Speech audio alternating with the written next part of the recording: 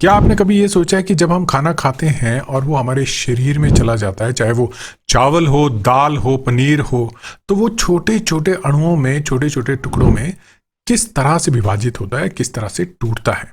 एक और दिलचस्प बात, हम सभी जानते हैं कि हमारे पेट में एसिड होता है, और वो एसिड क्या होता है, कैसे बनता है और वो किस तरह से खाने को तोड़ने के काम आता है, वो भी हम इस वीडियो में जानेंगे।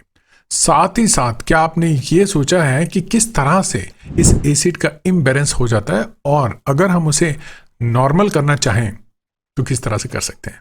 बहुत इंटरेस्टिंग बात ये भी हो जाती है कि इतना तेज एसिड हमारे शरीर में बनता है तो हमें नुकसान क्यों नहीं पहुंचाता, तो किस तरह से हमारा शरीर हमें अपने ही एसिड से बचाता है और हमारा बचाव करता है। सबसे पहले समझते हैं स्टमक एसिड होता क्या है। हमारे पेट के सेल्स में कैपेबिलिटी होती है कि वो एक स्ट्रॉन्ग एसिड प्रोड्यूस कर सकते हैं, और उस एसिड का नाम होता है हाइड्रोक्लोरिक एसिड। किसी भी एसिड को पीएच के मानक से मापा जाता है। अगर पीएच की वैल्यू कम हो तो वो उतना ही ज्यादा एसिडिक होता है। इसे इस तरह से मानिए कि जो वाटर होता है वो न्यूट्रल माना जाता है, तो उसकी वैल्यू 7 मानी गई है। तो अगर 7 से जितनी कम वैल्यू होती जाएगी वो एसिड उतना ही तेज होता जाता है, और अगर उसकी वैल्यू ज्यादा होगी, किसी भी सॉल्यूशन की वैल्यू 7 से ज्यादा होगी, तो उतना बेसिक सॉल्यूशन माना जाता है। और आप मानेंगे नहीं, हमारे पेट में जो एसिड है उसका पीएच लगभग 1.5 के आसपास होता है। तो इतना स्ट्रॉन्ग एसिड हमारी बॉडी में प्रोड्यूस होता है, जिसे मैंने आपको ऑलरेडी बताया हाइड्रोक्लोरिक एसिड जिसे कहा जाता है, और ये प्रोड्यूस होता है हमारे स्टमक सेल्स के द्वारा। ये एसिड इतना स्ट्रांग होता है कि लाइव ऑर्गेनिजम्स यानी बैक्टीरिया उनको कंप्लीटली किल कर देता है, और साथ ही साथ हमारे खाने को डाइजेस्ट करके छोटे छोटे अणुओं में विभाजित कर सकता है। अब समझते हैं हमारे पेट में एसिड बनता कैसे है। तो पेट में एसिड लगातार नहीं बनता है, एक स्टिमुलस होता है जब पेट में एसिड बनना शुरू हो जाता है। वो स्टिमुलस होता है जब आपको भूख लगती है, और जब आप खाना खाना चाहते हैं, खाना खाना शुरू करते हैं, जब आपको ये स्टिमुलस आपकी बॉडी को मिलता है तो वो सिग्नल डायरेक्टली आपके ब्रेन में चला जाता है, और ब्रेन से गैस्ट्रिक हार्मोन्स रिलीज होते हैं, और जो उन सेल्स को, स्पेशलाइज सेल्स जो हमारे स्टमक में होते हैं, उनको एक्टिवेट करते हैं, और वो सेल्स फिर बनाना शुरू करेंगे एसिड। यानी कि खाने से पहले ही डाइजेशन की तैयारी हमारी बॉडी में शुरू हो जाती है। तो कई बार आपने नोट भी किया होगा, अगर आप भूखे रहते हैं तो बॉडी में एसिड प्रोडक्शन बढ़ जाती है, और आपको खाने की इच्छा होती है, और शायद थोड़ा अनकंफर्ट भी महसूस हो सकता है। ये इसलिए होता है क्योंकि आपकी बॉडी की एक रूटीन बनी होती है। आप हमेशा एक पर्टिकुलर टाइम पे खाना खाते हैं, तो आपका जो साइकिल है, बॉडी का जो साइकिल है, एसिड प्रोडक्शन का साइकिल, वो रेगुलराइज हो चुका होता है, और उसी वक्त आपको भूख भी लगती है, और आपकी बॉडी जो है एसिड को प्रोड्यूस करना शुरू कर देती है। तो बेसिकली एसिड तब प्रोड्यूस हो जाएगा जब आपने खाना भी नहीं खाया है। जब आपको भूख का सिग्नल आपकी बॉडी देनी शुरू कर देती है, आपकी बॉडी में एसिड की प्रोडक्शन शुरू हो जाती है। आप जानते हैं कि जो एसिड होता है वो किस तरह से काम करता है खाने के ऊपर। तो मान लीजिए जैसे आपने खाना खाया, चाहे वो चावल, दाल, अंडा या कोई भी नॉनवेज आपने खा लिया है, तो आपकी बॉडी में 3 इंपॉर्टेंट कंपोनेंट्स होते हैं जिनके थ्रू खाना पहुंचता है। 1 कार्बोहाइड्रेट, 2 प्रोटीन, 3 लिपिड। तो ये 3 कंपोनेंट्स हैं, और मोस्ट ऑफ द टाइम आपने देखा होगा कि कार्बोहाइड्रेट या प्रोटीन रिच फूड जो है और ऑयल रिच फूड खाया जाता है, तो इन सभी के ऊपर एसिड का इम्पैक्ट रहता है। प्रोटीन के ऊपर स्पेसिफिकली एसिड का इम्पैक्ट रहता है कि वो प्रोटीन्स के स्ट्रक्चर को तोड़ता है। अगर प्रोटीन के स्ट्रक्चर को नहीं तोड़ा जाएगा तो खाना जो है डाइजेस्ट नहीं होगा। एंजाइम्स उन प्रोटीन के ऊपर काम नहीं कर पाएंगे, क्योंकि जो प्रोटीन्स होती हैं वो 3 डायमेंशनल स्ट्रक्चर उनका रहता है। तो अगर उनको तोड़ना है तो उनका 3 डायमेंशनल स्ट्रक्चर जो है वो तोड़ना जरूरी हो जाता है, तो उसके बाद ही एंजाइम्स उसके ऊपर काम करेंगे। तो पहला काम एसिड ये करेगा कि जो प्रोटीन्स हैं, जो आपने प्रोटीन्स ली हैं, दालों के थ्रू आपने ली हैं, या कोई और रिसोर्स के थ्रू आपने ली हैं, अंडे के थ्रू है या नॉनवेज के थ्रू है, तो वो उन पर्टिकुलर प्रोटीन्स को, उनके स्ट्रक्चर को तोड़ेगा और उनको इस तरह से सुइटेबल बना देगा ताकि एंजाइम्स उनके ऊपर काम कर सके। तो एसिड का बहुत इंपॉर्टेंट रोल रहता है हमारे डाइजेशन में। तो नेक्स्ट एक एंजाइम की बात कर लेते हैं। यहाँ पे जो एंजाइम है पेप्सिन की बात कर लेते हैं। हमारे बॉडी में, स्टमक में पेप्सिन एंजाइम जो है उसका बहुत इंपॉर्टेंट रोल रहता है खाने को तोड़ने में, लेकिन पेप्सिन हमेशा इनएक्टिव फॉर्म में रहता है, जिसको पेप्सिनोजन कहा जाता है। तो पेप्सिनोजन को एक्टिवेट करने के लिए एसिड का होना बहुत जरूरी है। तो पेप्सिनोजन ओनली लो पीएच में एक्टिवेट होता है। हमारी देखिए बॉडी इस तरह से बनी हुई है, राइट। तो अगर बॉडी में एंजाइम रिलीज भी हो जाता है लेकिन वो फंक्शन नहीं करेगा जब तक उसको एसिड एनवायरनमेंट नहीं मिलेगा। तो इसलिए बहुत इंपॉर्टेंट हो जाता है कि आपकी बॉडी में उस पर्टिकुलर टाइम फ्रेम में एसिड कंडीशन रहे जब आपके पेट में खाना है। तो वो एंजाइम जो है वो एक्टिवेट होता है फ्रॉम इनएक्टिवेटेड फॉर्म, जो कि पेप्सिनोजन है। पेप्सिनोजन से ये पेप्सिन बनता है because of the acidic condition. और पेप्सिन जो है वो एक्टिव फॉर्म होती है, यानी ये प्रोटीन्स को तोड़ सकता है और ये तोड़ना शुरू करता है, वहां से ही हमें प्रोटीन के न्यूट्रिएंट्स जो है मिलते हैं। तो मान लीजिए अगर आपने प्रोटीन्स खाई हैं, आपकी बॉडी में एसिड नहीं है तो वो डाइजेस्ट नहीं होगा, वो प्रोटीन्स जो है वो टूटेंगी नहीं, वो प्रोटीन्स के फर्दर कंपोनेंट्स नहीं होंगे, तो आपको जो है ये दिक्कत रहेगी कि आपको न्यूट्रिशन नहीं मिलेगा। तो बहुत जरूरी हो जाता है कि स्टमक में एसिड बने। नेक्स्ट है वो एसिड हमें इन्फेक्शन से भी बचाता है। वो किस तरह से? एसिड क्या करेगा, अगर हम खाना खाएंगे, खाने में हमारे बैक्टीरिया, पैरासाइट्स, वायरसेस, बहुत अलग अलग तरह के जीवाणु, विषाणु जिनको कहा जाता है, वो खाने के थ्रू हमारी बॉडी में एंटर कर देते हैं। क्योंकि जब भी हम खाना खाते हैं वो कंप्लीटली स्टेरलाइज नहीं होता है और हम इन माइक्रो ऑर्गेनिजम्स को देख भी नहीं पाते हैं। तो हमारा एसिड, हमारी बॉडी में जो एसिड है वो हमें इन्फेक्शन से बचाएगा, क्योंकि ये एसिड उन बैक्टीरिया, उन माइक्रो ऑर्गेनिजम्स, उन विषाणुओं के ऊपर, जीवाणु के ऊपर काम करेगा और उन्हें मार देगा। तो स्टमक में ही उनकी, आप माने तो स्टेरलाइजेशन हो जाती है हमारे फूड की। तो हमारे जो इंटेस्टाइन तक है वो बैक्टीरिया नहीं पहुंच पाता है अगर एसिड नहीं हुआ। तो आप सोच सकते हैं कि क्या होगा। एसिड नहीं हुआ तो वो डायरेक्टली वो ऑर्गेनिजम्स, वो पैथोजेनिक बैक्टीरिया, हमें बीमार करने वाले विषाणु, कीटाणु, वो हमारे इंटेस्टाइन तक पहुंच जाएंगे और वहां पे जो इन्फेक्शन के चांसेस बढ़ जाते हैं, इसलिए डायरिया या दूसरी समस्याएं हो सकती हैं। तो एसिड हमें उस चीज से भी बचाता है। अब देखिए कितनी इंटरेस्टिंग बात है कि एसिड इतना स्ट्रांग हमारी बॉडी में बनता है और साथ ही साथ हमारी बॉडी को उससे कुछ होता नहीं है। जबकि अगर एसिड आप स्किन पे रखें, जितनी पीएच उसकी होती है, तो immediate burning of the skin हो सकती है, क्योंकि एसिड इतना स्ट्रांग रहता है। और एसिड की कैपेबिलिटी ये है कि वो एकदम से जला सकता है स्किन को, लेकिन स्टमक में ऐसा कुछ नहीं होता है, वो न्यूट्रलाइज हो जाता है, राइट।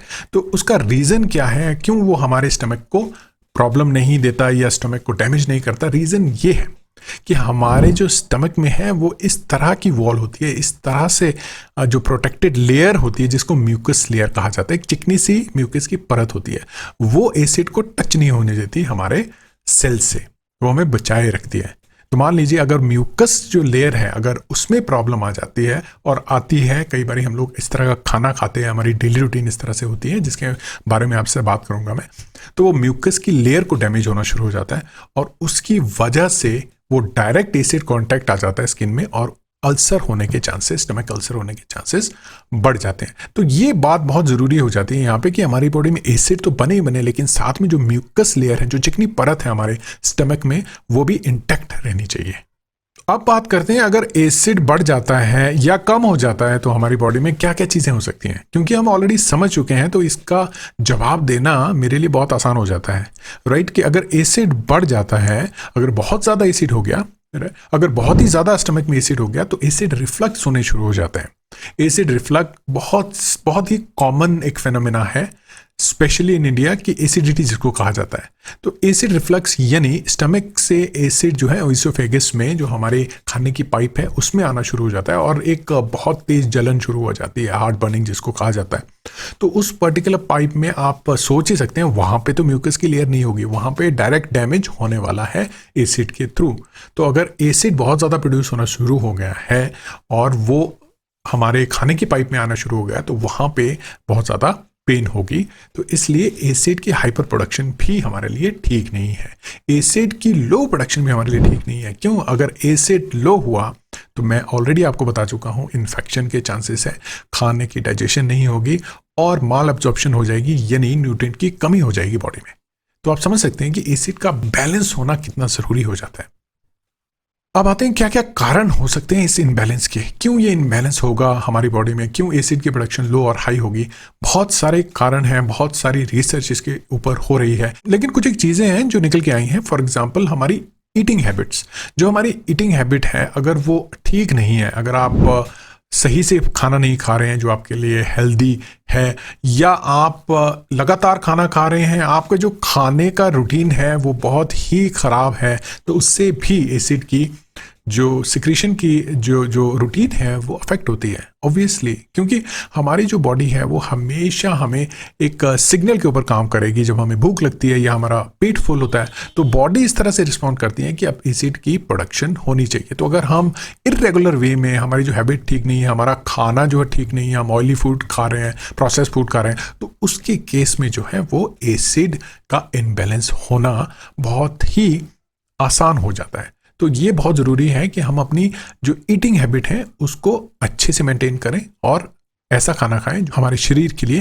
हेल्दी हो। नेक्स्ट एक इंपॉर्टेंट फैक्टर है स्ट्रेस। अगर स्ट्रेस जो है वो ज़्यादा लिया जाता है, अगर स्ट्रेस है आपकी लाइफ में, तो वो भी एसिड प्रोडक्शन को ट्रिगर कर सकता है। इसलिए स्ट्रेस को मैनेज करें, प्लीज़ स्ट्रेस ना लें, बिकॉज उससे सिर्फ एसिड प्रोडक्शन ही बहुत सारी चीज़ें हो सकती हैं। तो लाइफ आपके पास एक ही है, तो स्ट्रेस अगर ना लें तो आपके लिए बेटर है, क्योंकि स्ट्रेस लेने से कोई चीज़ें सॉल्व नहीं होने वाली।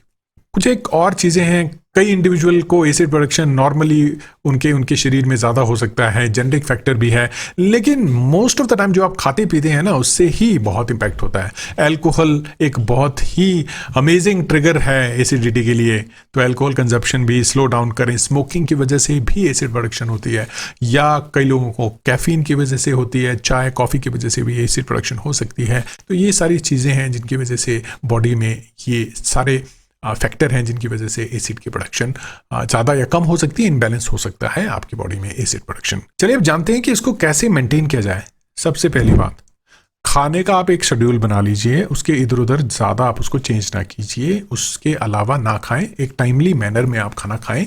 तो अगर आप ब्रेकफास्ट, लंच और डिनर कर रहे हैं तो ब्रेकफास्ट, लंच और डिनर कीजिए, इधर उधर ज़्यादा ना खाएं, और अवॉइड करें कि आपने अभी थोड़ा खा लिया, उसको फिर से खा लिया, उसको फिर से खा लिया। तो ये ना सिर्फ एसिड प्रोडक्शन को इन्फ्लुएंस करेगा, बट आपकी बॉडी में इंसुलिन की प्रोडक्शन को भी अफेक्ट करेगा, जो कि बहुत ही इंपॉर्टेंट फैक्टर हो जाता है बहुत सारी डिजीज़ के लिए।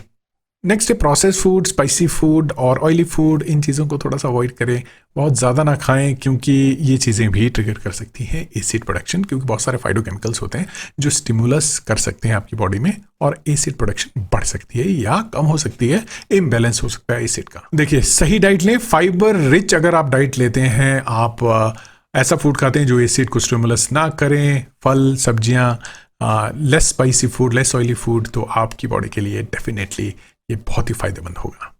एक और फैक्टर है जिसको कहा जाता है ओवर ईटिंग। कई बार क्या होता है कि हम लोग खाना बहुत टेस्टी बना हुआ है, उसको सोच के जो है ज़्यादा खा लेते हैं, एक्स्ट्रा खा लेते हैं, तो उसकी वजह से भी एसिड प्रोडक्शन हो जाता है। मान लीजिए अगर आपने अपने पेट को इतना फिल अप कर दिया है, इतना फुल कर दिया है, तो एसिड भी उसमें प्रोड्यूस होगा, तो वो एसिड तो फिर रिफ्लक्स मारेगा ही मारेगा। तो आपको ध्यान रखना है कि एक स्टमक को जो है ओवर ईटिंग से एक्स्ट्रा फुल ना करें, उसमें थोड़ी जगह रखें। अगर इस तरह से आप अगर खाना खाते हैं तो डेफिनेटली आपकी बॉडी में एसिड की प्रोडक्शन बैलेंस रहेगी, और उसके आपको फ़ायदे ही मिलेंगे, उसके नुकसान नहीं मिलेंगे आपको। तो इसीलिए ये समझना बहुत ज़रूरी था हमारे लिए कि किस तरह से हमारी बॉडी में एसिड प्रोडक्शन होता है, किस तरह से वो काम करता है, और किस तरह से हम खुद ही उसको इम्बैलेंस कर देते हैं, और अगर उसको बैलेंस करना है तो क्या क्या चीज़ें हमें फॉलो करनी चाहिए। तो एक साइंटिफिक रीज़न होता है हर चीज़ के पीछे, इसीलिए जो है चीज़ों को आप साइंटिफिक वे में समझने की कोशिश कीजिए। और आप जानते ही हमारे चैनल में हम लोग इन्हीं चीज़ों के ऊपर बात करते हैं, और इन फ्यूचर अगर आप कुछ इस तरह से जानना चाहते हैं जो आपके लिए ज़रूरी हो, बने रहिए।